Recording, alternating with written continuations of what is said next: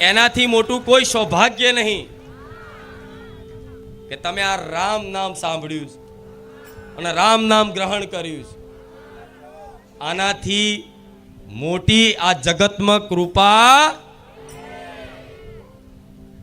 આનાથી આ મોટી આ જગતમાં કૃપા નથી કે જેણે જેણે અમારી વાણી પર વિશ્વાસ કરી અને રામનું નામ સ્વીકાર કર્યું કે માં તું બોલે છે ને રામ, તો માં અમે આજ ગૌરવથી બોલીશું કે રામ રામ.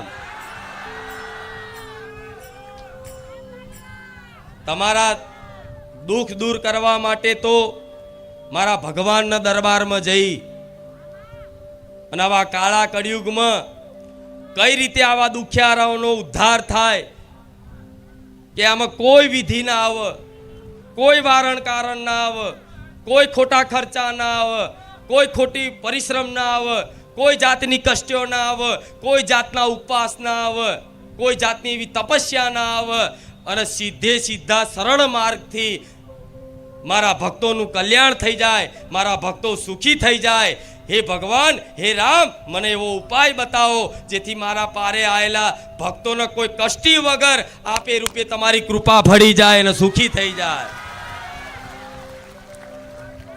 તો મારા ભગવાને હુકમ કર્યો છે કે કલયુગમાં મારું નામ પ્રદાન કરી દે અને જે જે મારા રામનું નામ લે છે ને એને કશું નડવા નહીં દઉં જગતમાં, એને કોઈ જાતની વિધિઓ પડવા નહીં દઉં, કોઈ જાતનું વારણ કારણ કરવા નહીં દઉં, કોઈ જાતની શંકા વેમ કરવા નહીં દઉં, કોઈ દિવસ કોઈ ભૂત પ્રેત નડવા નહીં દઉં, કોઈ મૂઠ ચોટ નડવા નહીં દઉં. એટલું મારા રામ નામમાં સામર્થ્ય છે.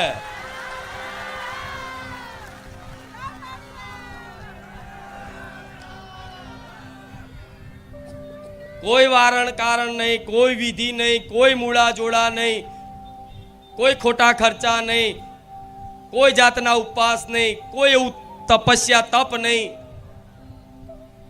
બસ ખાલી મારા ભગવાનનું નામ.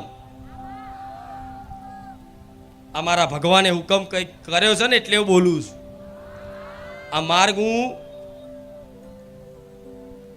મારા ભાવિક ભક્તો જે પીડાતા હતા, અત્યાર સુધી બધી જગ્યાએ દર ભટકતા હતા, ભટકી ભટકી ફરી ફરી અને મારા ધામમાં આવતા ને તો દુખિયારાઓને આંખમાં આહું જોઈ અને મને માતાને તે દુઃખના આંસુ આવતા.